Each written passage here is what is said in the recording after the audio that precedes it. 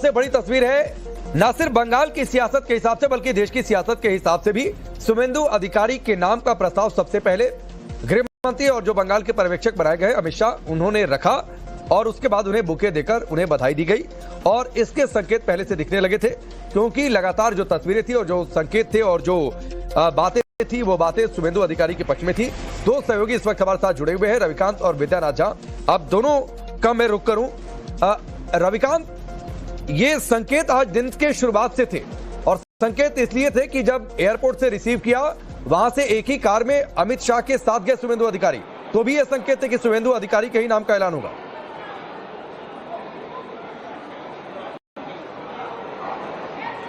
बिल्कुल राकेश, और वो एक पॉलिटिकल मैसेजिंग थी। आपने देखा कि जैसे ही प्रदेश अध्यक्ष ने उनको बुके दिया, केंद्रीय गृह मंत्री ने उनके साथ उनका अभिवादन स्वीकार किया, लेकिन जैसे ही दूसरे नंबर पर शुवेंदु अधिकारी उनके पास आए तो उन्होंने उनकी पीठ थपथपाई। आज ऐसे दिन में जब विधायक दल की बैठक होने जा रही है और वो खुद सेंट्रल ऑब्जर्वर बनकर यहाँ पर आए हैं और किसी व्यक्ति का वो पीठ थपथपा रहे हैं, तो एक रविकांत आपको रोकता हूँ, अमित शाह कुछ बोल रहे हैं, एक बार सुनवाते हैं फिर मैं आता हूँ। भाजपा के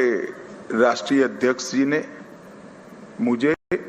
और श्री मोहन चरण मांझी जी को केंद्र की ओर से पर्यवेक्षक के रूप में यहां भेजा था। अभी कुछ समय पहले ही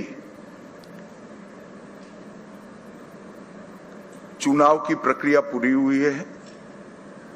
लगभग 8 प्रस्ताव और समर्थन प्राप्त हुए हैं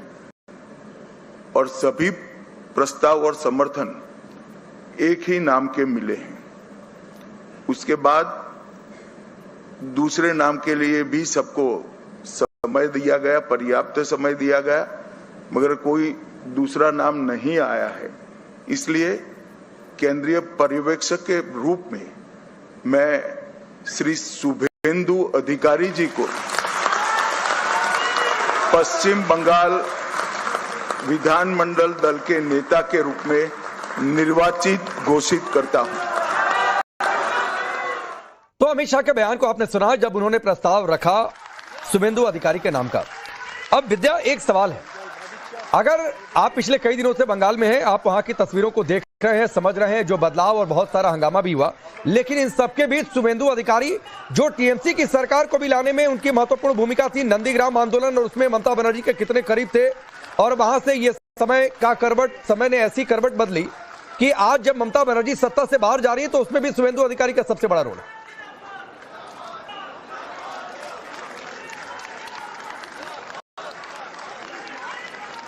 जी बिल्कुल, और इसीलिए कहा जा रहा है कि अमित शाह ने खुद कहा कि तमाम जो प्रस्ताव आए और एक उसके बाद तमाम प्रस्ताव आने के बाद भी एक मौका तमाम विधायकों को दिया गया था कि कोई दूसरा नाम भी अगर विधायक चाहते हैं तो वो विधायक उस नाम का प्रस्ताव रख सकते हैं, लेकिन एक ही मात्र नाम आया और वो नाम शुवेंदु अधिकारी का आया। देखिए, शुवेंदु अधिकारी जो हैं पश्चिम बंगाल में सर्वमान्य नेता के तौर पर बीजेपी में जाने जाते हैं और आज की डेट में अगर पार्टी को यहाँ पर संगठित रहकर और सफलतापूर्वक तमाम चुनौतियों को देखते हुए अगर किसी व्यक्ति को यहां बिठाना था तो वो नाम शुवेंदु अधिकारी के अलावा कोई दूसरा निकलकर सामने नहीं आ रहा था।